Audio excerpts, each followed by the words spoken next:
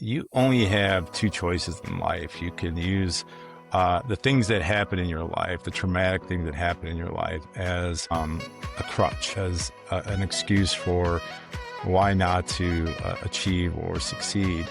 Or you can use it to raise yourself up. But, everyone's like saying, how did you face death? Or, I was like, honestly, I for whatever reason, I never thought I was going to die. Even at 10% survivability, melanoma has just got, it's like, not like pancreatic cancer, but it's pretty darn close. And I just never thought I was going to die. I just believed God wasn't done with me yet.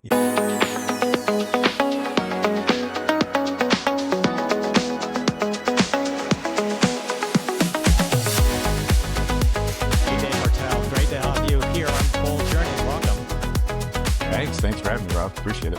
Well, I've been very eager to speak with you, and not just because you're sailing around the world, but which is a passion of mine that I would love to explore. But your story covers it all. This is a podcast about a grit, adventure, and faith, and you've got them all in spades. So there's a lot to dive into. Yeah, I was gonna say thank you, but I was like, well, thank you. I appreciate that. It's a lot to cover for sure. It is, and you've had, man, what a life. Your sailing adventure. You're the Sailing Life Warriors. Yep, Sailing Life Warriors. That's right. Where did that come from? Well, it's more complicated than a typical sailing story where people come up with unique boat names. So, we had a motivational thing when I was going through cancer, just on Instagram. That was I was just posting motivational sayings. And my belief is that you only have two choices in life. You can use the things that happen in your life, the traumatic things that happen in your life, as a crutch, as an excuse for why not to achieve or succeed. Or you can use it to raise yourself up. And and I know, and I don't want to dismiss the people that are struggling with trauma. Every person's journey is going to certainly be different. But for me, I was taught through the military, warriors can get knocked down, but they always get up. And, really that's where it came from. And you're your own life warrior. If you're waiting for somebody else to come in and fight your battle for you, you're going to be waiting a long time. And so you've got to, you get knocked down, you got to get up. You don't have a choice, in my opinion. So, so that's really where warrior came from. Well, you have been knocked down quite a few times, Dave. Yeah. So we'll get into that. But first, on sailing, how many miles do you have under your keel now on this circumnavigation?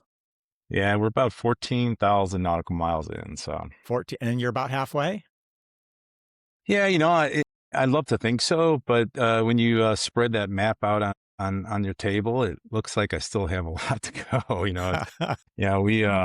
We left Florida in March of 2023, and we sailed the Caribbean for one season, and then went through the Panama Canal and sailed into the South Pacific, and we've been there for the last 2 years now.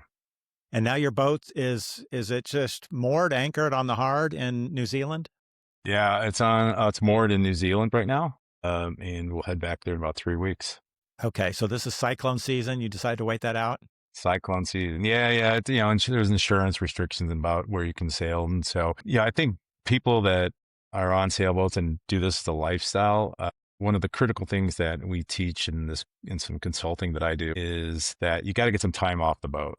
If you're on the boat for the full year, 2 years in a row, or whatever, you're just going to end up hating the boat, hating the lifestyle. And so we really encourage people to take some time away from the boat, and that can be, months at a time. For us, we came home to celebrate the holidays back home, and my mom had passed away, unfortunately, while we were under passage from Fiji to New Zealand, and so we came home a little bit early.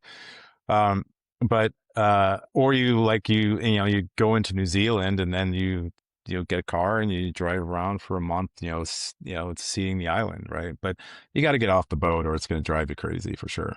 Yeah, I know some people you read about, they get odd jobs, like they'll stop somewhere and they need money, so they'll just work for a couple months.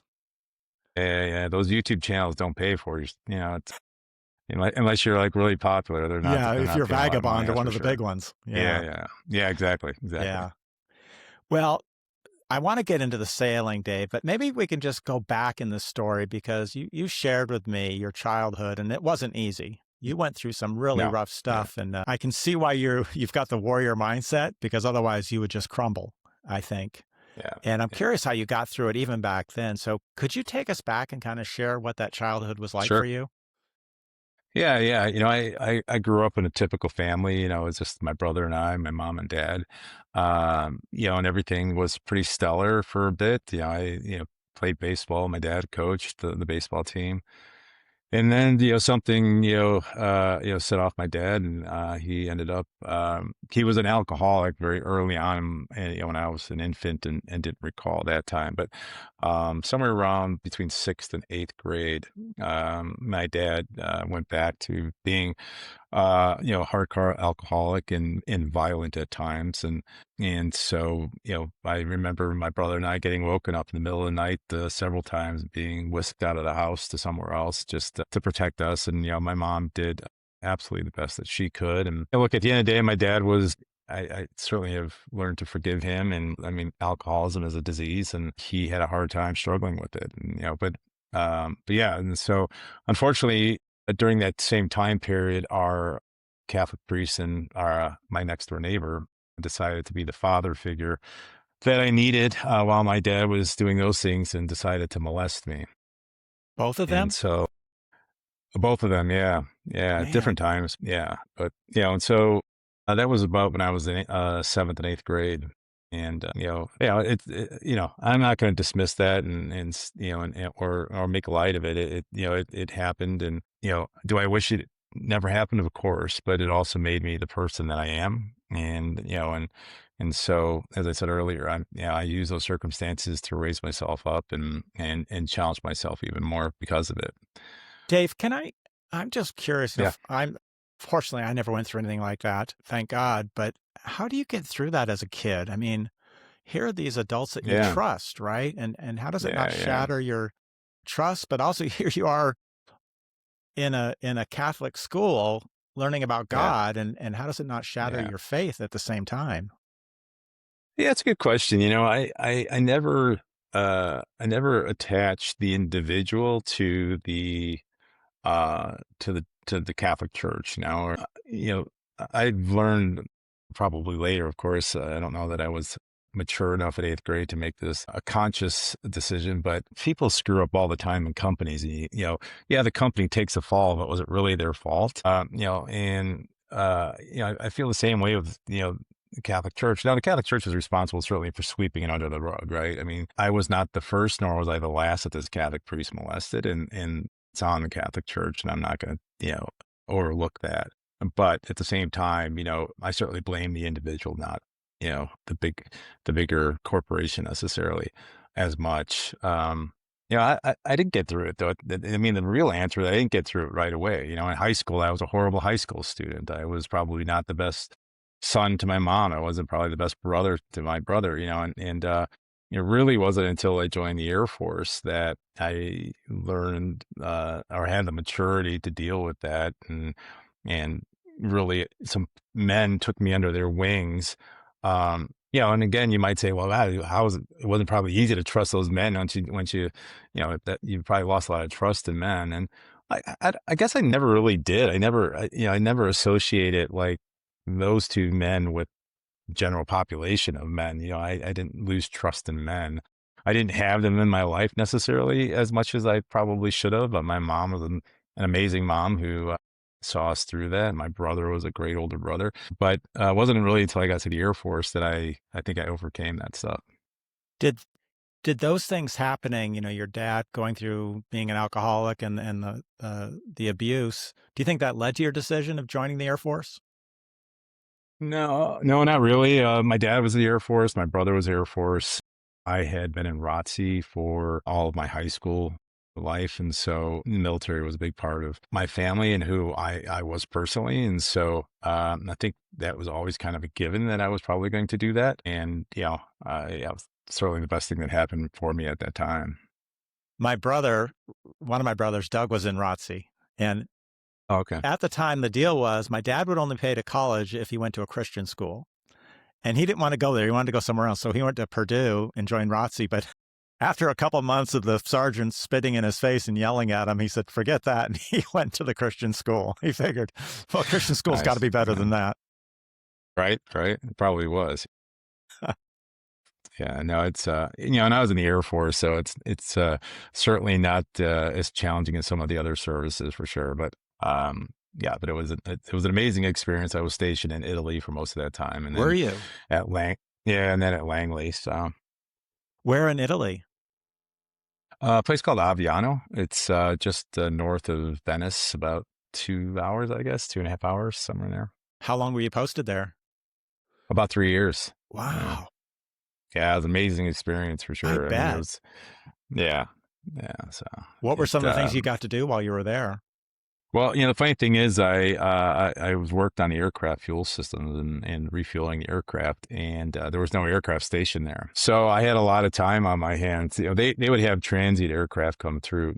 Now it's a busy base. It's home to I think the Southern Command for the Air Force, and but back then, yeah, it wasn't a busy base, and so we did a lot of skiing. So Did you?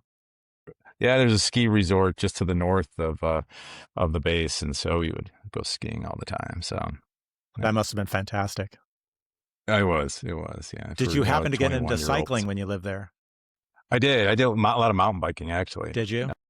Yeah, I went to I think before mountain biking was cool. It was back in the early '90s, right? And so I went to the base store, and there was this cool little Huffy sitting there, and bought the bike, and it had front suspension on it, not rear suspension. And actually, no, it didn't have any suspension, I think, back then. But in any case, yeah. So I did it by myself. All my friends thought I was nuts, but I'd ride up to the ski resort and just hammer down on the trails, and yeah, it was a fun time.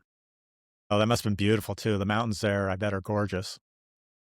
Yeah, and that probably was what got me into adventure racing to a degree. So I did adventure racing probably from the late '90s to early 2000s, and that experience on the bike and in the mountains of Italy just probably motivated me to do that. Did you grow up in Colorado? No, I grew up in Chicago. Oh, okay. So it wasn't like you lived in the Yeah. mountains growing up. No, no, not at all. Not at Yeah. all. Wow. Yeah. Did you learn Italian while you were there? A little bit, a little bit. I mean, back then the military put you through an immersion course because you had a lot of civilians working for the military, Italian civilians, and so you learn to communicate with them, and it's pretty similar to Spanish, close, anyways. But I lost a lot of it. Unfortunately, I never really continued it. So how long were you in the Air Force? Just 4 years, 4 years. Okay. and yeah. The funny thing is, I was at Langley Air Force Base, and I was sitting down to reenlist, and the first sergeant, or not a sergeant of some sort, was sitting across from me, and he says, "Are you ready to throw another 4 years of your life away?" And he was What? joking, of course, and Yeah. but it just struck me, and I was like, I sat there for what probably seemed like 30 seconds to me, but it was probably just a few seconds, and I said, "You know what? I'm not." And he like had this look of disbelief on him. And I was like, yeah, I was like, you didn't sell it very well, man. I was like, no, I'm not doing that. And, I came home and told my wife, we had just gotten married, and I was like, I did not re-enlist. And of course she's always been super supportive of everything I've done. And so she's like, okay, what's next? And so we moved back to Illinois, or I moved back to Illinois with my new bride, and I went to school full time. How did you guys meet? Her parents had just moved up to Langley Air Force Base area. It's Hampton, Virginia. Her dad is a Southern Baptist minister, and she helped him move up. And so she was there for about 30 days. And so she decided she would spend the summer with them, and she got a job at the mall. I had just landed fresh off from Italy and decided to walk around the mall, and and she tried to sell me something, and she was beautiful, and so I said yes, and she sold me on a lot more than that. So yeah, and that was 33 years ago. So, Wow. Oh, yeah, congratulations. thank you. Yeah, Yeah, that's awesome. Well, you guys have been through a lot since then because God wasn't over with you at that point. no, It's you had a lot of trials yet to come. So tell us yeah, kind for of sure. what hit next. What hit next? Let's see. We had my daughter when, let's see, that was in 2007. And then after that, I think we had probably 2 or 3 miscarriages in that period, trying to have more kids after my daughter. And, God just said, look, I think, God always says, I'll give you what you can handle. And he's like, you've handled enough right now. And so he just had us have the one kid, and she's been an amazing kid for us and just full of joy. And she sails with us and is a great sailor. And, and she's got a love for God and Jesus. And so, couldn't ask for anything better there. But after that, then Well, just a I was sec, doing Dave. some On the cross. Yeah, Sorry, before you jump to the next trial in your life. I mean, 3 yeah, miscarriages is a pretty big trial for anyone, yeah, and that even you even hear of that shattering marriages. It can break people apart. How did you 2 handle that? yeah. I hate to say it, but probably should have shattered our marriage. What I mean by that is I did not do a good job of being there for my wife. Um, and I didn't realize until later how traumatic that was for her. And I just, I kind of maybe used faith as a defense mechanism a little bit and just said, well, you know, God just, I made an excuse. God gives us what we can handle, right? And so I just trusted him. But that's not the right thing to say in that moment to your wife who's, suffering and looking forward to that next child and stuff. And so I just did not show up the way that I should have. And, certainly regret that to this day. And, and she just being the strong person that she is, has certainly moved past that and forgiven me. But it's something certainly that, she regrets that we never were able to have kids again. Yeah. Yeah, I'm sure. You had your first kid without problem, your daughter. Yeah. Yeah. She was the miracle. Yeah. It's kind Yeah. of a funny story, really. We were scuba diving in Costa Rica, and she just wasn't feeling great down there, probably 4 or 5 days into the diving. And we got back to Colorado, and of course, she chalked it up to just having bad drinking water or whatever down in Costa Rica and got a parasite or something. And so the doctor said, yeah, you got a virus, but you're not going to be able to get rid of it for 18 years. Of course, What? Beth's like, 18 18 years? What years? is that? And she's like, well, you're pregnant. And so, I was like, your virus is your newborn kid, and your not newborn, but your child. And so we joked that we were going to name our daughter Paris, just short for parasite. And but it's like that's probably not fair to her. No. And Paris Hilton was a popular Oh, thing back in yeah. 2007. So I was like, I'm not going to do that to her. But yeah, so That was a good parasite, I guess. yeah, exactly, a good parasite. Man, yeah, your doctor had a sense of humor. Yeah, yeah, for sure. But your daughter, I've watched some of your videos. I don't know if she's a good actor, but it looks like she's really enjoying the sailing, going out with you guys. Yeah, I'd say she's probably a good actor as well, but no, she is. She is now. I mean, like she's gone through. I mean, being an only child is hard enough sometimes, even when you're on land. And taking her onto the boat where she doesn't have any siblings or anyone, it was a struggle for a little bit for her. I think. Mhm. It was hard to meet boats. A lot of boats that are out there doing this lifestyle have young kids. When we started land, it was 14, so there was not a lot of teenagers out there. This past year, we found about 33 teen boats in Fiji. And so it was just huge, like teen conglomeration of boats that just had an amazing time together. And watching these teens just hang out together, it's like, and they're talking like low teen, like 12, 13-year-old kids, like driving dinghies around like it's their car and, going to other boats and like saying, hey, could, land and come out and play or whatever. And, now that she's 18, she has like much, older friends and, there's, it's been cool to watch that transformation for sure. And, but yeah, it was tough for her early on. I would never, tell parents of teenagers that it's going to be certainly easy. I think it'd be easier if she had siblings, of course. But yeah, now she's taking a gap year before she goes to college because she wants to hang out in Fiji and kiteboard some more before she heads off. So I think that's pretty cool. That's very cool. There was some Yeah. pictures or video that you had of like all the local kids just piling onto your Yeah, boat. yeah, What was going yeah, on yeah. there? Yeah, we were in the Marquesas Islands in French Polynesia, and we had anchored in pretty close to land. And this teenage boy comes swimming out, and he's only speaking French or the local language. And I said, "Come on board," and he hesitantly came on board, and he's kind of checking it out a little bit. And I kind of motioned to him I said, "Do you want to jump off the roof?" And he's like, nodded. And so he got up there and he jumped off and came swimming back over. And he's like, in his broken English, is like, "Can you have a friend come out?" I was like, "Sure, yeah, bring him out."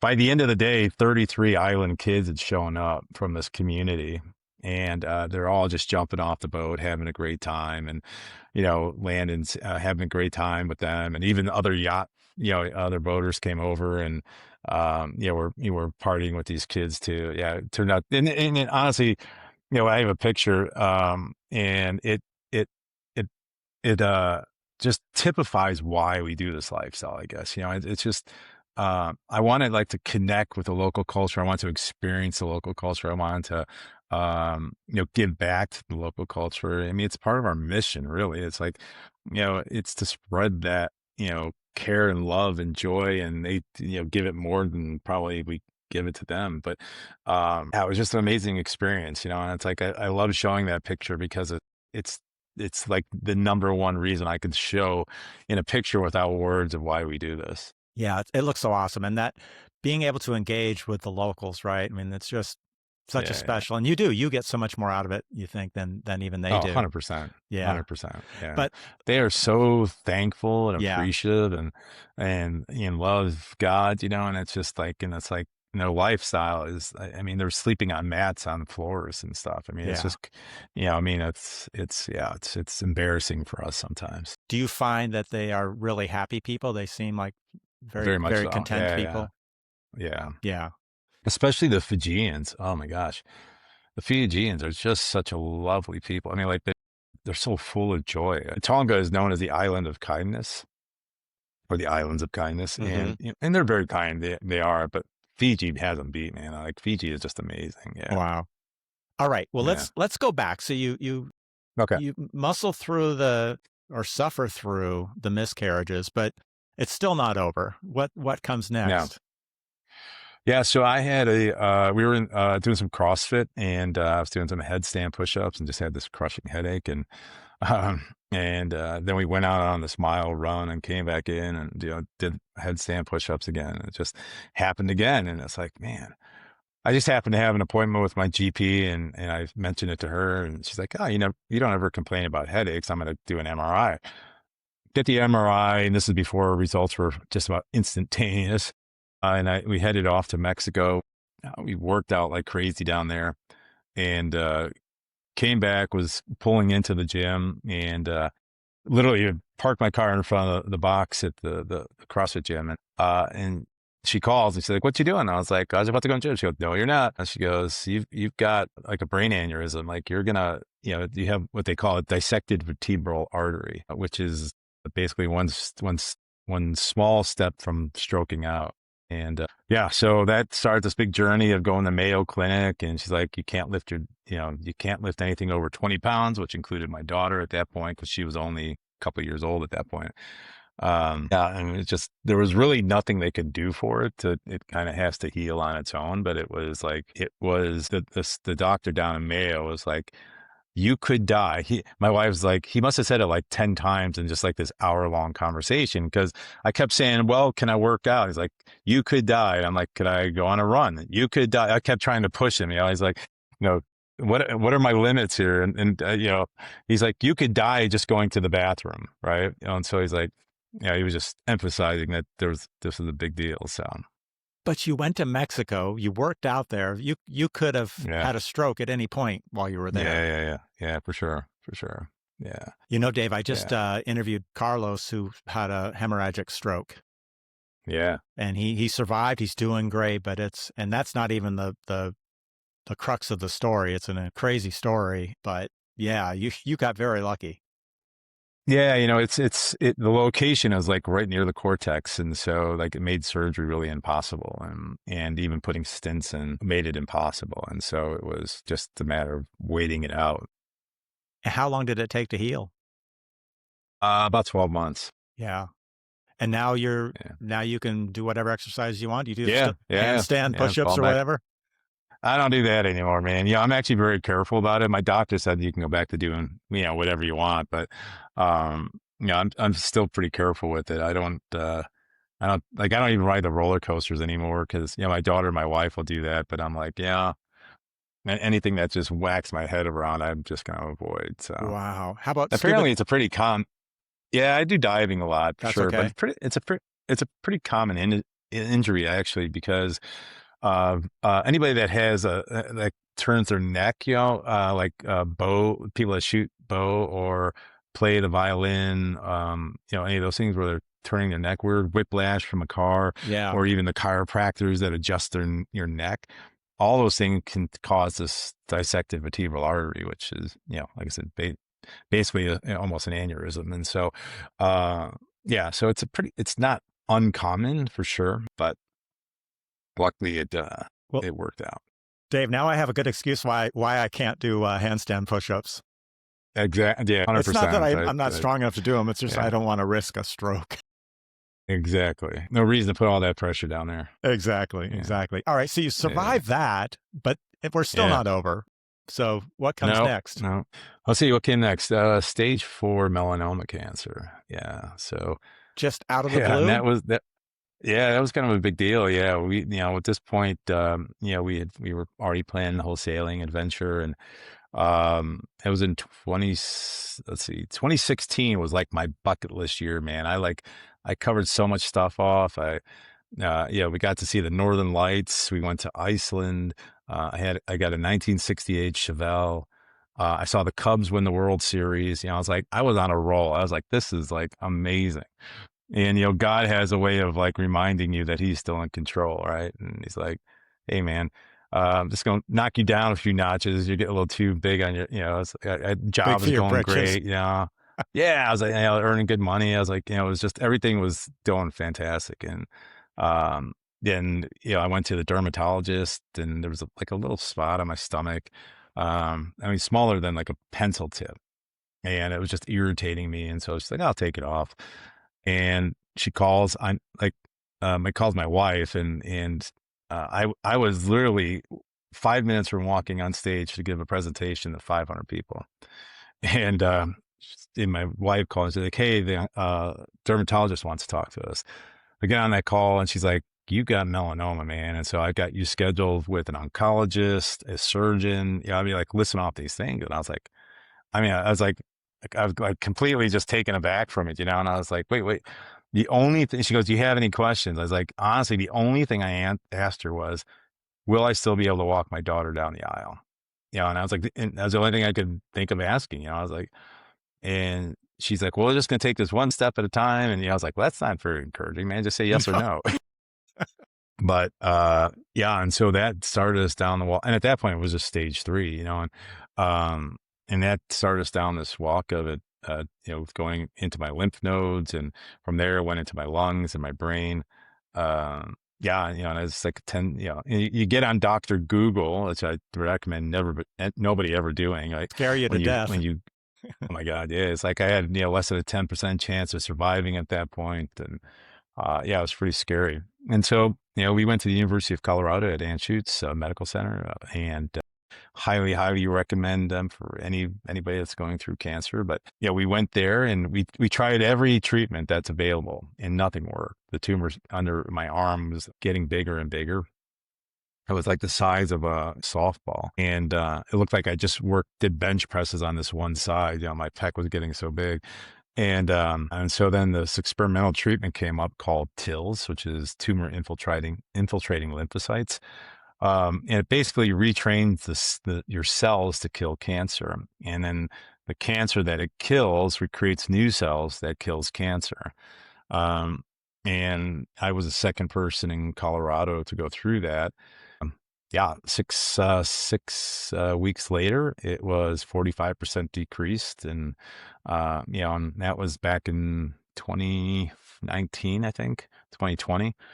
And, yeah, and I just did a scan last week and everything is perfect. So, Thank yeah. God. Man, you Yeah, yeah, went yeah. did you go through chemo, radiation, all the works? Did chemo. Yeah, did chemo. And this TILS treatment's only 14 days in the hospital, and that was it, and it's just amazing treatment. And finally, it took like 5 years after that before it went public, but with the company, but finally it's public, and it's with a company called Iovance.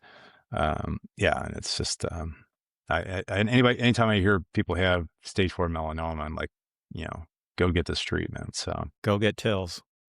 Yeah, yeah. But everyone's like saying, you know, how did you like face death? Or, I was like, I was like, honestly, for whatever reason, I never thought I was gonna die. Even at 10% survivability, melanoma has just got, I mean, it's like, not like pancreatic cancer, but it's pretty darn close.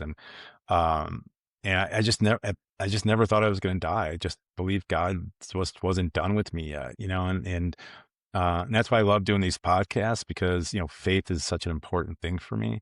And I just believe that there was something left in the tank for me to give. And, I'll tell you what, like, survivability, of any kind of, disease like that or anything starts with the head. Like you In the gotta, mind. yeah, you just gotta have the most positive thinking you can. I know that's hard, and Yeah. I know everybody's different, but it starts there. It starts there. It starts with, for me, it started with my faith, and certainly the medicine was a big part of that. Do you think that kind of faith warrior mindset was developed as a kid or really enhanced during your time in the service? No, and the answer is no to both of those. No to Honestly, both.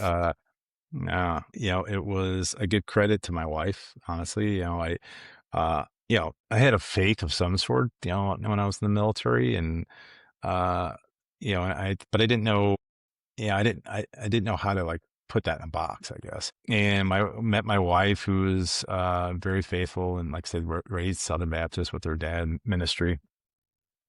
And and she just said, she, one, I was shocked her dad said yes when I asked if I could marry his daughter, being, I guess identifying as Catholic because I didn't have any other identification in terms of religion, and her being Southern Baptist. But, but she just let me do my walk, man. She didn't press me at all. She just was like there to encourage and hold my hand through this kind of walk. And, we just, through our churches, we've been very fortunate to the churches that we belong to. And here in Colorado, we belong to a church called Flatirons Community Church, which is just growing exponentially. And I just love all the young people there that are on fire for Jesus. Yeah, I don't know where it came from, honestly. It really started with my wife, where she helped me put a name to it and helped me put, a compass together, a map together, and give me direction for it. Cause I was kind of wandering up until that point. Yeah. I did a lot of wandering too. Yeah, yeah, yeah. Yeah, it takes I And I think get it, like, I mean, like, just because you say you're a Christian doesn't mean like you've got it figured out, right? By any stretch of the imagination, like we still screw up, we make mistakes constantly. We're, far from perfect, and I feel like, people expect you to, uh, I don't know. There's I think this weight sometimes on people's shoulders that if they're going to, take this leap of faith to be a Christian, that, like things change immediately, and it's like they don't, not at all, and it's like no. it's a journey the whole time. Yeah, and the more you invest in it, the more you get, right? But Oh it's yeah, very yeah, incremental. 100%. Yeah. Yeah. So, where did the passion for sailing and this idea of going around the world on a sailboat, when did that pop up after the cancer, or was it already kind of bubbling in the background? Yeah. My wife and I moved to Houston in the year 2000. and there was really nothing to do down there. You know, I was like, it was hot. You know, it's like, and I was big into mountain biking, and the trails were okay, but it's like, I mean, go out to West Texas, it's nice. But I saw this ad in must have been the paper because Facebook didn't exist then. I don't think so. And it was about sailing, and I was like, oh, that sounds cool. And and so we went down there and we took a lesson on the sailboat, and I like, this is pretty cool. I was like, at that point, I was like, I could do this as a lifestyle, like live on this thing and sail the world. And I should go back. I remember when I was a kid, my parents had hundreds of National Geographics on the bookshelf. And I would scour those things on a evening basis, and it would just fascinate me, these areas in the world that were so foreign to me. And I remember thumbing through a 1965 or six National Geographic about this young boy, I think he was 16 at the time, who was sailing around the world on a boat called the Dove. Yes. And to now it's a popular book, and I think it's Yeah. even a movie. Um, but I remember looking at this National Geographic and about him talking about going into Tahiti, and and I was just, I don't know, it was just fascinating by it. So it was always this like thing in the back of my head, and that just lingered. And when we started sailing in 2000, I was like, I think I could do this. And my wife gave me $100. Her and her mom gave us $200 to start toward our boat fund in the year 2000. We didn't have a ton of money back then No, either. It was it's a start. when it was a start. Yeah, I remember my first year out of the Air Force. When I think it was 1994 or five. Yeah, my wife and my combined income, I saw a tax return, I don't know, a few years ago.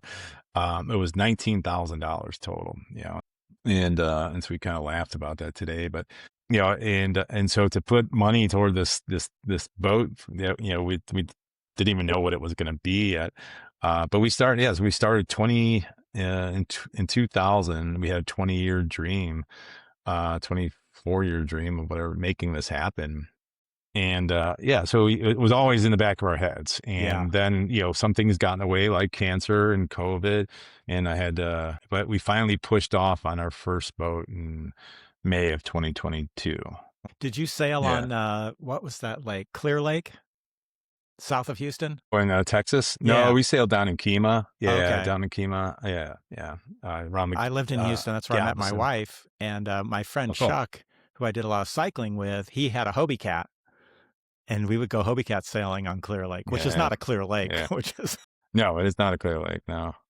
Yeah. but we had a lot of They fun on never are. that. So Nice. Nice. Yeah. your $200 grows and you save up. And well, what prompted you to take the leap? You walked away from your career because I did. you're Yeah. not through with your career. You said, I'm going to take a break and step away from it. Yeah. Yeah. Yeah. I just, the weight of this adventure, and, you've been on a boat before, right? Like time stands still on a boat. I feel like the days are longer, the weeks are longer. A week vacation in the BVI's on a sailboat feels like, 2 weeks, 3 weeks. And I was like, I want that for my life. I was like, I want 1 week with my daughter to feel like 3 weeks. Like time is fleeting with her, right? So I was like, and so I was like, that was so much more valuable to me than another year or 5 years, whatever, in a career. I was making amazing money at that time, but that wasn't as important to me as the time with my daughter Which and you my never wife. get back. It's just, You never get that time back. yeah, And 100%, yeah, 100%. Yeah. yeah. So you saved up for the Fountain Peugeot Astria 42, which, Dave, that's the Yep. boat I've been chartering the last 3 times I've been Yeah, in it's the a great Caribbean. boat. Yeah, I love it. Yeah. How did you pick Yeah, it's a that great one? boat. Or was that your top pick? Because then you got a Leopard after that. We did, yeah. It was during COVID when the prices were skyrocketing and the inventory was dropping and people Yeah. were just buying money. I mean, they're just buying stupid things with their money, and I guess me being one of them. But we were trying to find boats, and it was like everything was getting snatched up. And a friend of mine called and it's like, "Hey, this boat, the buyer backed out, and I can get you in." And so it wasn't. I guess the boat chose us instead of us choosing the boat to a large degree. But we loved the Fountain Peugeot, they're fantastic boats. So we felt super fortunate with that. Yeah. I'm thinking of the clickbait of my daughter used to always joke about what happens next will surprise you. And Yeah, yeah, that, yeah. so God is not finished with you again, not yet. No, You no. guys pick up Yeah, I the mean, boat in Fort Lauderdale. yeah, yeah. Fort Lauderdale. Yeah, yeah. Well, and the funny thing was, I guess not funny, but in February of that year, so like just a few months before we're leaving, I do my scan, and from cancer, the regular 6-month scan. And she's like, my oncologist is like, I need you to go see a cardiologist. And she's like, I don't like what I'm seeing in terms of the calcification. And, some of the immunotherapies that I took for cancer actually increase your risk of calcification.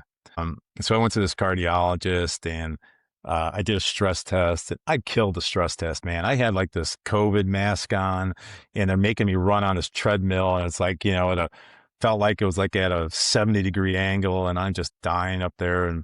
But I was like, I killed this thing, So I get off the treadmill and I'm thinking, I'm gonna, like the cardiologist is just going to say, eat better, lower your cholesterol. And he calls me and he's like, you need to have surgery, man. And so I go in for surgery. I come out with 3 stents in my heart. And he's like, if you had gone sailing, you would have died. This is becoming a So repeating theme here, Dave. yeah, yeah, right, isn't it? Holy And cow. uh, I got the stents put in, and in May of that same year, we pushed off. I was like, well, we're not gonna let that stop us. So Man, 3 yeah. stents. How long did you have to recover from that? Because you got to take it pretty easy, don't you, for a while? Yeah, I don't remember like recovery being like anything significant. Yeah. Just like a lot of medicine, to prevent clotting and that kind of thing. But yeah, I mean, it was like pretty low impact nowadays, anyways. You're a healthy guy. You stay fit. Was it diet related or just hereditary? No, it's genetic. Yeah. It's genetic. I mean, it's that. Well, that and like I said, the drugs that I was on for cancer Yeah. increased that calcification too. So it's kind of a perfect storm of genetics and drugs. Wow. Man. Okay. So you finally get the boat. You finally get to Finally get Fort the boat. Lauderdale Yeah, and you're loading up the boat. And then you head yeah. off to the Bahamas. And we left May 5th on Cinco de Mayo for the Bahamas. So, Okay. and it's just kind of a short hop across to Bimini, which is, I get there in a day, right? 12 hours, Hmm. 12 hours sail. And we had our 2 dogs with us. We had 2 Belgian Malinois. So it was just like this amazing, everything I'd want. Yeah. I was like, this is perfect. The weather is perfect. We had a buddy boat with us, a good friend that I used to work with. We're just enjoying all of the Bahamas and everything that it had to offer. So, yeah, I mean, it couldn't have been more perfect and fit just exactly what I was hoping for. And is And this then, when the next boom drops on yeah, you? yeah, yeah. So May 18th, I think that's right, May 15th or 18th, So just a few weeks later, you're still in the just a few Bahamas? weeks later, not even a few weeks later, less than 2 weeks later, Less than 2 weeks later. we went grocery shopping we were in Georgetown, Bahamas, and the next place we were heading to Hmm. was the Dominican Republic. So it's a big hop from Georgetown to Dominican Republic, and so we went to the grocery store to provision. We left the dogs on the boat because it was hot out, and we were gonna have a bunch of groceries in the boat and stuff. Um, and so we had the air on for them. Uh, my wife and I came back because the dinghy was so loaded down with groceries. My daughter and a friend of ours stayed back. We come to the boat and we hear an alarm, and I jump out of the boat and look in the glass door, and I can't see anything. I open the sliding glass door, and this like toxic smoke just pours out. I mean, like it's just strongest, nastiest toxic smoke. All that fiberglass. Fiberglass, Yeah. plastics, yeah, just everything pours out. And, at this point, my wife is screaming for help. And of course, the first thought is the dogs, and so I kind of assess the situation, looking around. I don't see any fire at this point, and everything looked safe. And so I could see damage everywhere in the upper area of the salon there. Um, but then I went to look for the dogs, and I went to their usual spot. They weren't there, and I found them in the port forward cabin with their heads kind of buried into the um, air vent, and they were gone by this point. I think the lack of oxygen starved out the fire, but it also took the dogs' lives as well. At that point, I didn't know that though, and I carried the dogs up, the smoke still filling my lungs, and tried to give CPR to them. By this time, other sailors were pouring onto the boat trying to help as well. And the fire was out at this point, and unfortunately the dogs had passed away. And yeah, and one of the sailors, his name was Christopher, just kind of took over and was just controlling everything. He was making sure anything like electric was shut off, making sure the food was taken out of the refrigerators and somebody else took that and put that away to their boat, and anything that could be done, he really managed. And then he's like, we had oxygen on our boat because I'm a dive instructor, and so I was on oxygen up front. And he's like, yeah, I think you really need to go to the hospital and get your lungs checked. And Beth was concerned because of the cancer and everything else and what that could have, just, she was just concerned about that. And so we went to the hospital, and my daughter, who stayed on our buddy boat, texted and said that she's back on fire. And we come out of the hospital and just see the smoke, pouring in the air. And, yeah, so we came back, and all we could do was watch her burn and sink into the water at that point. So she caught back on fire. Yeah.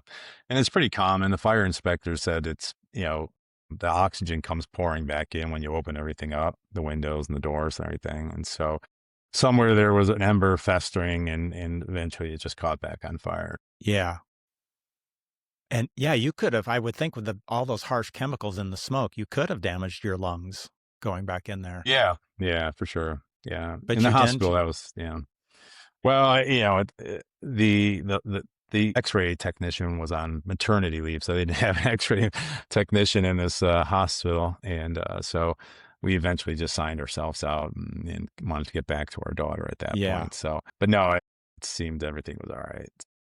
I mean, So at this point, and before the second fire, at that point, I was just thinking, okay, how am I going to get this boat back to Fort Lauderdale? I mean, there was some damage in the interior on the ceilings and things of that nature, but it was recoverable at this point, and so in Fort Lauderdale, it was only 3 days from sailing from Georgetown, Bahamas to there. And so, I was like, okay, this is doable still. Like it's going to delay our getting off on this journey, but it's fixable, and everything else.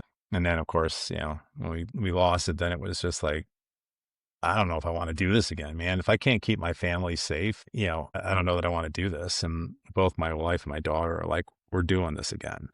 I mean, we're watching the boat sink down, and they're like, we're doing this again.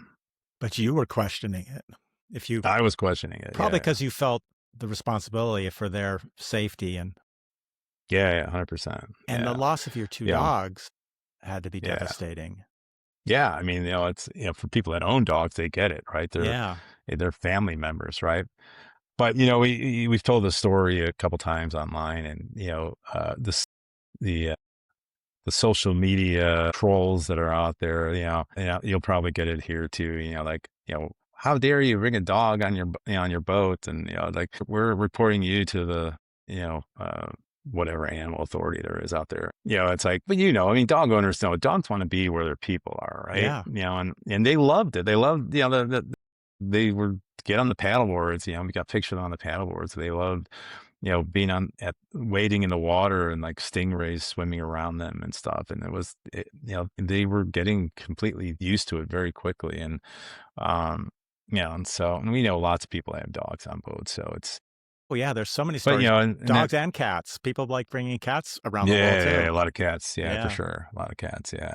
Harder in the South Pacific for sure. But yeah. So it's just, there's certainly things we would have done differently. We probably would have figured out how to bring the dogs with us. I don't know, or left my dog. I don't know. It's so hard to like do the what if, right? Uh, Yeah.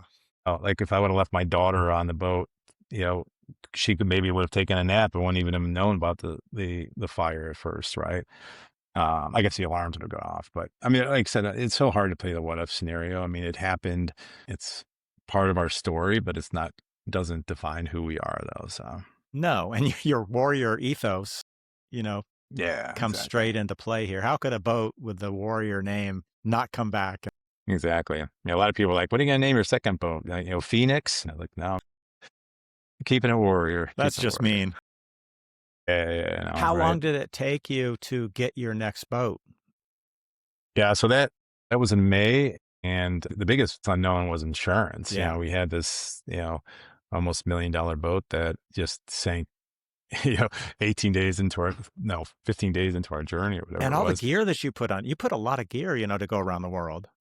That was the killer, and yeah, we made some mistakes, like insurance wise. I would have done things different. I have done things differently on our new boat and Hmm. stuff. But yeah, we lost a ton of stuff. Yeah, we were like new boat owners. This company that I work for now, doing some coaching for them. We caution everybody against, and we all do it this way. We caution people against it. It's, you get your new boat, not brand new, but anyway, the boat you get's new to you, right? And you just start ordering all kinds of crap from Amazon Yeah. and West Marine and everything else. And you get everything packed in there that you think you're going to need for this worldwide journey. And yeah, and we did the same thing. And and then of course I think it was, yeah, I think it was actually 13 days that we had the boat. And it sank, and so, and we lost all that stuff we put on it, and so, and none of it was insured. Yeah. So a lot of lessons learned, of course, and I'm glad I'm able to pass those lessons on to, as a coach to other people now too. So I remember, Dave, I like helping with deliveries. It gives me a chance to get on yeah, boats, get out and sail. And I was helping this one guy. He had just bought his boat, and we were moving it from somewhere like, I think, Boston down to Hampton, Virginia. But he did what you did. He had so much stuff, all this brand yeah, new gear, and I'm just kind of laughing. It's like, you're not going to use half of this stuff. yeah. Put so much on it. It was The loaded. funny thing is when you get to the point where we're at now, and we're 3 years on this boat, on the Leopard. Uh, and I'm looking for getting stuff off the boat, not putting stuff on the boat, right? Yeah, So this happened in May. When did you get the Leopard yeah, and start the journey yeah. back up again? So yeah, I was gonna say, like, the biggest challenge was, like, we didn't know if and when insurance was gonna pay out, right? Yeah. And so I'm carrying this, mortgage on a boat that I'm like, I'm stuck having to pay this thing unless, insurance That agrees to doesn't pay it out. exist. And marine insurance, I mean, honestly, is it's the Wild West. I mean, like, they look for any reason not to pay you. Um, and so I heard all kinds of horror stories about it, and I was like, you're not going to get paid, and yada yada. Well, we had an insurance company called Concept Special Risks, and uh, I have nothing bad to say about them. Man, they treated us completely right and paid us out what they owed us, and yeah, I mean, they treated us right, and so at that point, once we knew that they took care of us, we went boat shopping, and that we went boat shopping in November, December. Finally found the Leopard in December, and we closed on the purchase in January of 23, Okay. and we left, and then we left in March of 23, All right. So back not again quite a from year, but Florida. almost, to get back Yeah, going yeah, again. about 9 months. Yeah. And then you started you stayed in the Caribbean for a year just to kind of get a feel for Yeah, things? and so look, I mean, uh, I'll be honest with you, I was like, I got knocked down some notches, um, and so when we got this boat, I was like, I was nervous. I was nervous about everything. I was like, I was nervous about a simple crossing. And so a friend of mine who was as a delivery captain. He's like, "I'll come with you." And so he left Florida with us, and he stayed with us all the way till Turks and Caicos. And you know, it was about a month, I think. And he was actually the guy that certified us the first time. You know, from an insurance perspective, you have to get certified and everything. But so he certifies the first time and just became a good friend of ours. And anyway, so he came with us, and that changed everything for me. Like having him on board and like just pressing, you know, pressing the boat, pushing the boat hard, and like hearing like, you know, the boat make noises, and you're like, what is that? You know, and I was like, and again, like, you know, we were only on the other boat for 13 days. It was almost like a BVI charter. You know, it Yeah. wasn't, you know, it's like not a, this wasn't a blue water, you know, experience at this point. Right. And so, um, we hadn't even made an overnight passage at that point. Right. And so, yeah, so having him on board changed everything for us. And, it gave us that confidence back, and honestly, I think helped us accelerate our learning. Like we've met a lot of people in the Caribbean that never leave because of the sea state. You know, like they, well, I'm not going to go out because it's the sea is 4 feet. You know, like it's kind of, I laugh at that now because it's like, well, if you wait till the seas are less than 4 feet in the Pacific, you're never going to leave, right? And so, yeah, I know we just learned a lot from him, and I think accelerated our experience and our knowledge, and that's why we spent a year in the Caribbean. And the other thing I always hear about the Caribbean is if you spend more than 3 years in the Caribbean, you're never going anywhere else. Yeah. And so that was in the back of my mind as well. And so we spent a year in the Caribbean, and that's like, we're going to the Panama Canal, man. It's time And to get so, out. yeah, yeah. So, I yeah, know I what you're compare the oceans. Go I know ahead. what you're talking about though, Dave, because we used to charter in the BVI, and that was, it's like a pond. I mean, it's so Yeah, safe and it's yeah, so comforting, but you get so trapped in that comfort. And I was afraid to go even out the passageways out into blue open ocean. And so yeah, finally I went with a professional captain and I sailed with him from St. Thomas up to Newport. And I'll never forget kind of leaving the islands. And it was like, finally, I'm brave enough to leave the yeah, comfort of these yeah, islands. And then by late afternoon, they're out of sight. And now you have nothing yeah, around you but water. And it yeah, was such a cool feeling. yeah. I say that, you know, the BVIs, and it's so, the wind is consistent. Yeah. There's not a lot that gets you under the water there. I said it lulls you into this false sense of security that you're a good sailor. Yeah. You know, and it's Yeah. like, you know, and it's like, yeah, and so you walk away from there going, look, I sailed this big boat, you know, I'm ready for the open water. And, you know, to your point, it's like, it's a different beast altogether. Did you read what just happened in the Bahamas? There it was a boat over there and they had really high winds Hmm. and at night and their anchor gave way. They started dragging and they tried to fire up the engines and fight the waves, but they lost ground and they ended up hitting ground. And the boat's total loss now. The rudder or Yeah. the keel, it's a monohull. The keel, like 5 feet of keel, are just Yeah. wedged in the sand. Happened just a couple weeks Yeah. ago. Yeah. Happens a lot. I mean, there's not a big passage that we do where a boat hasn't sank or been dismasted or something. Yeah. Yeah. Wow. Yeah. Yeah. It happens. Yeah. Man, just this whole journey, Dave, like I said, it's a story of adventure and grit, but it's such a faith journey too. And your faith keeps getting Yeah. tested over and over. Do you feel like some doubts that went through your head with the boat going on fire? Was that a question of faith at any moment? Do you think your faith, even though it's tested, is getting stronger each time? The faith is definitely getting stronger each time, for sure. Yeah. For sure. The doubt about the boat was just, you know, I was a momentary lapse of faith, honestly, because, you know, it was really about, the male ego, you know, and being able to take care of his family. Right.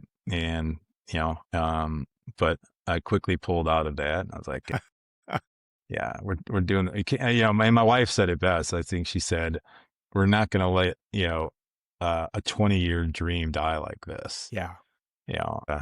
But faith, yeah, faith is just a huge part of every journey that we do. Like before we leave on a big passage, you know, like we left we went through the Panama Canal on February 29th, a leap year, which was kind of cool. And my birthday was March 1st, so we kind of celebrated all that together.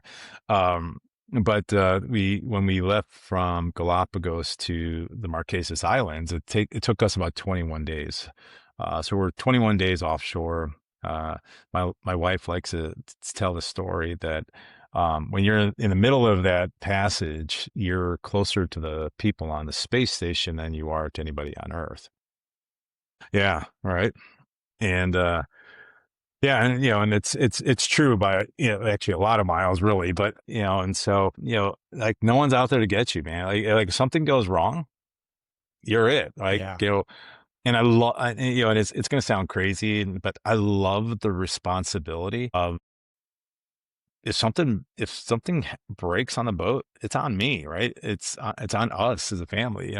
If a storm comes up, it's on us. If God forbid we have to ditch the boat, it's on us, right? And I love the ownership of that, and I love, uh, I love the spirit of adventure that it creates for us, and to be following in Captain Cook's journey, we stop at many of the same islands he stopped at and read his story and his experience. We're standing on this little island called Niue in the middle of the Pacific, right where Captain Cook stood, and to experience what you know.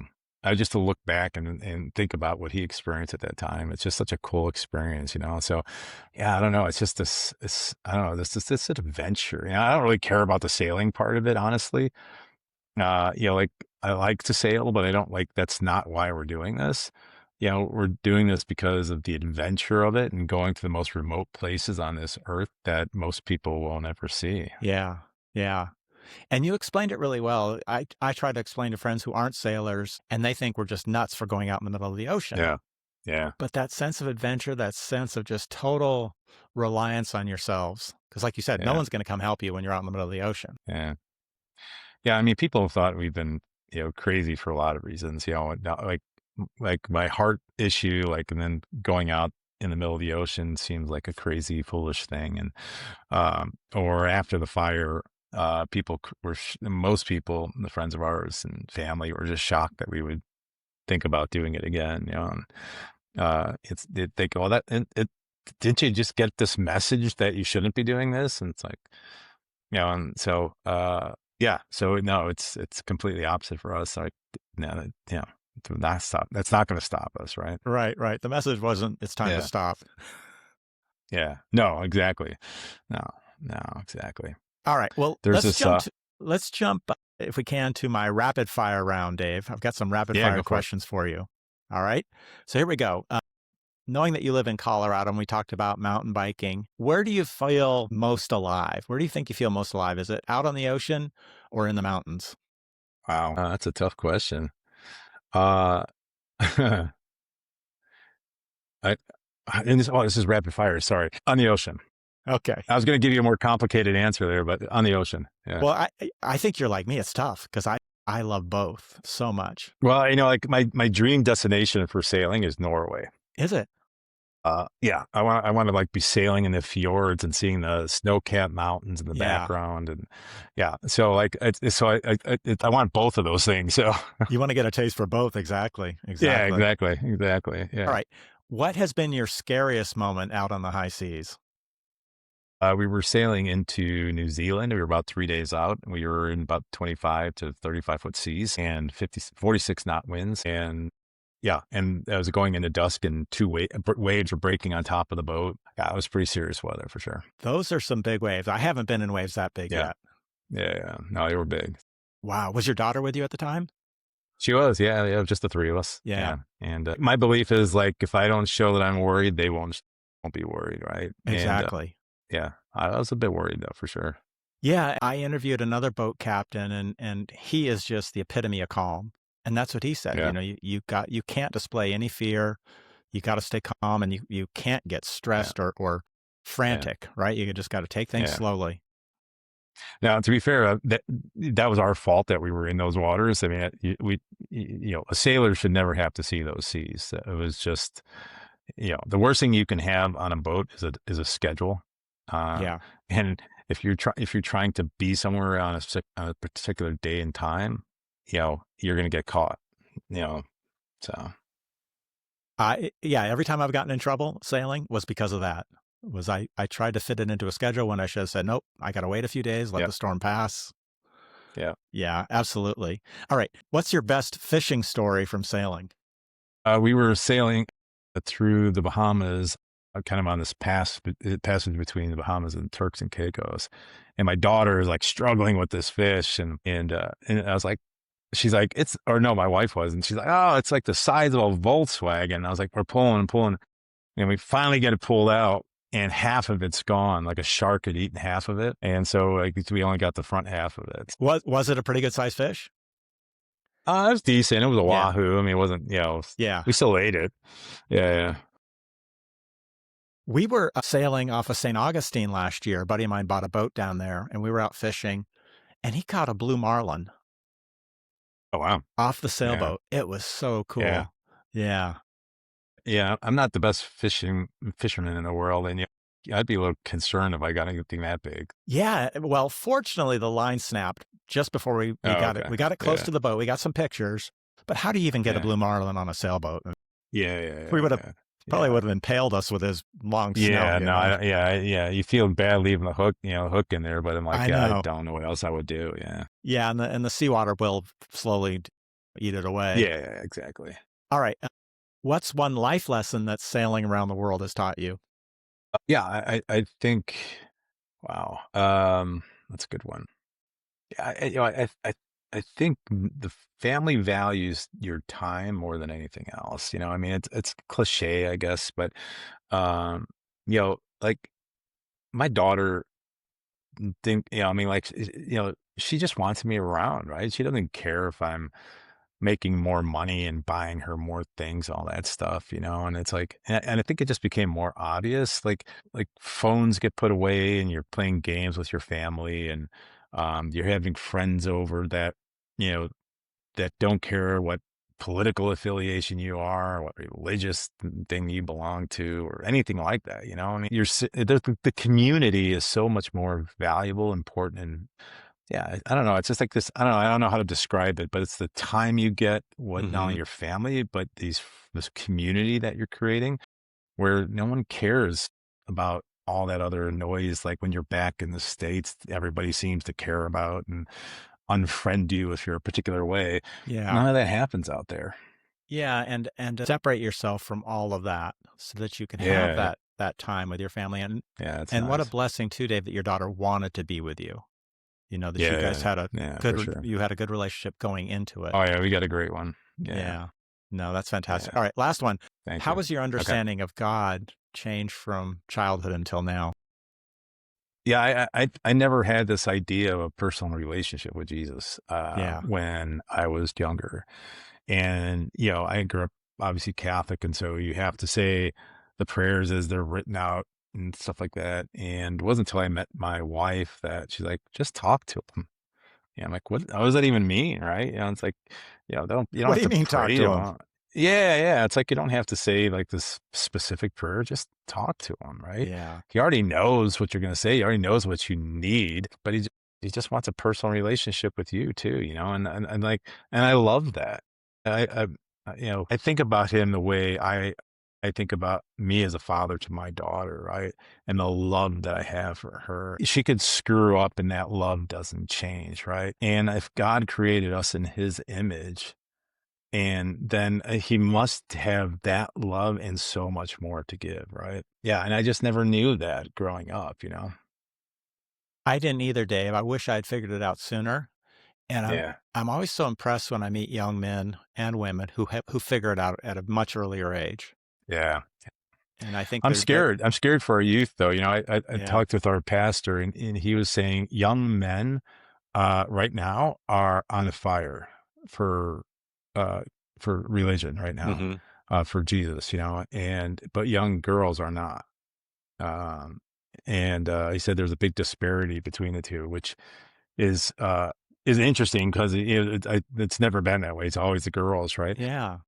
Yeah, but right now it's like, yeah, young teen teenagers and young 20 somethings are all on fire right now. which I love to hear. It's interesting, when you're young, you're so influenced by your peers and you want to do what's Yeah. cool, right?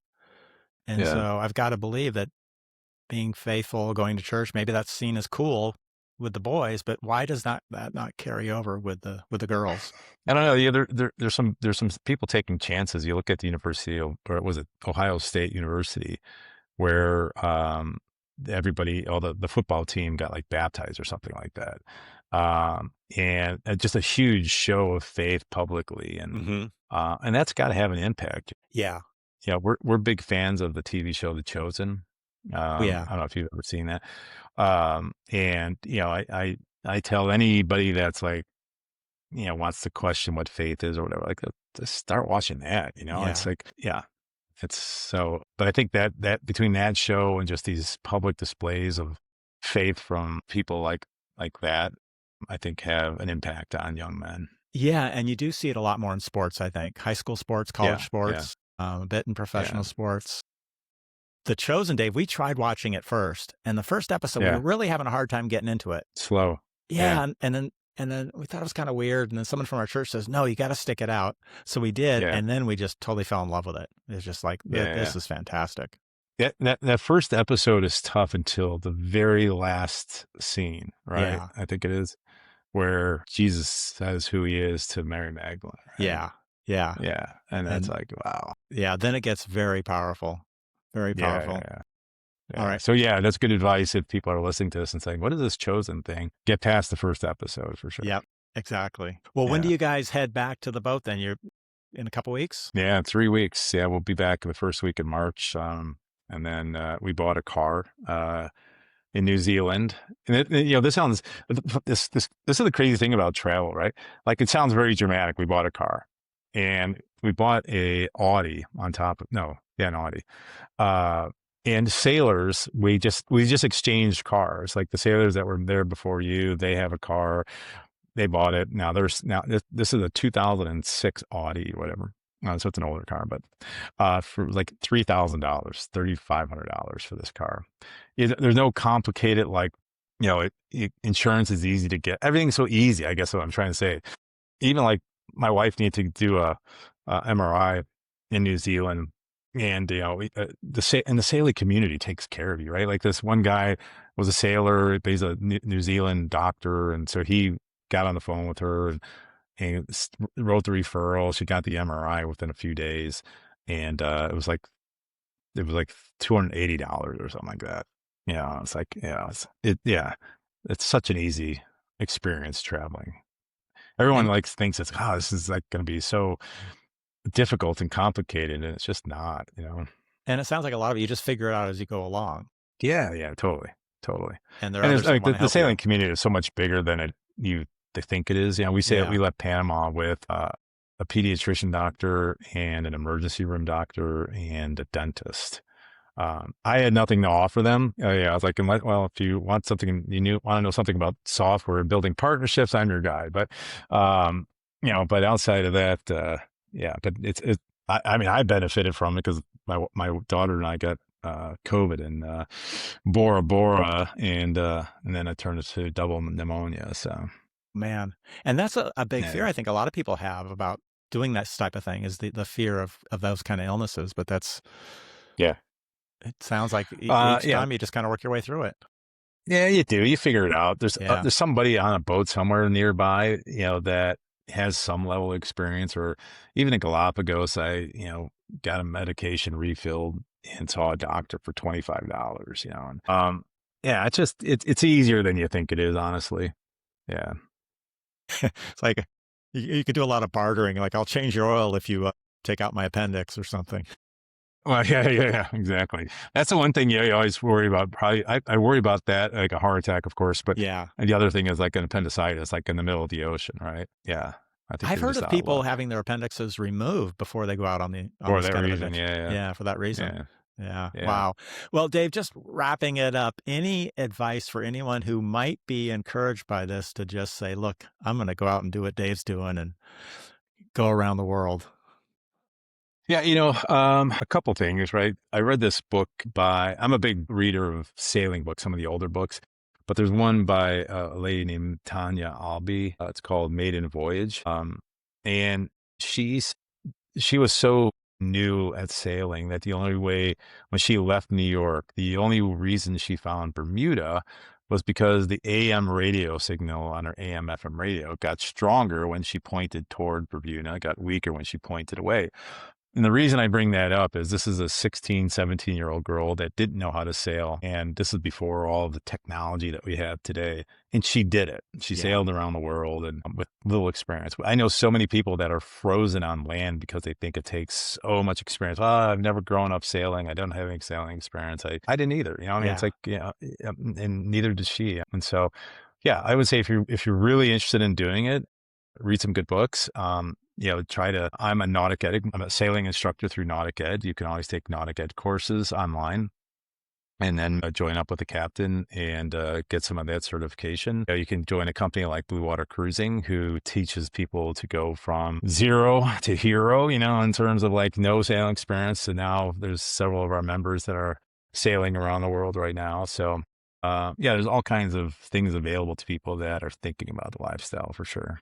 Yeah, absolutely. So Tanya, fantastic book. I read that several Yeah. times, and then I got a Yeah. chance to sail with her twice. Oh, did you really? Yeah, That's so awesome. my Yeah. first ocean passage that I told you about, she was on, and then I did another Yeah. one on a sail from Bermuda to New York. So That's awesome. That's yeah, I got awesome. to, got Yeah. to get to know her and hear her stories, and I'm going to try to get her on the podcast. She's just got such a That'd be great. tale. That'd be a great one. Yeah. It's a Yeah, great book. yeah, Yeah. it's a fantastic story. Yeah, I'm Well, jealous. That's cool. Dave, your story is amazing. I'm so happy you Thank shared you. it with me and with the Thank listeners you. here. It's Yeah. just incredible. And are you posting, like, when you get back to the boat, will people be able to follow you on your website? Yeah. We're most active on Instagram. On So Instagram, it's okay. at Sailing Life Warriors on Okay. Instagram. We're gonna try and do a little bit more YouTube stuff. I mean, it's a lot of work, Yeah. honestly, with little rewards. So I want to make sure I'm spending time out there on the boat and not working. So yeah, no, but Instagram's the best way to do it for sure. Okay, great. Well, I'm going to be tracking you. I can't wait to see Thank you. I the rest appreciate of it. your Yeah. voyage. Yeah, I'd love to people just to reach out and say hi if they heard about it through your show for sure. Yeah, absolutely. Fantastic. Yeah. Dave, thanks so much. Hey, Rob, thank you, man. It's been a pleasure. All right. Bon voyage. All right, take care. You too. Thanks.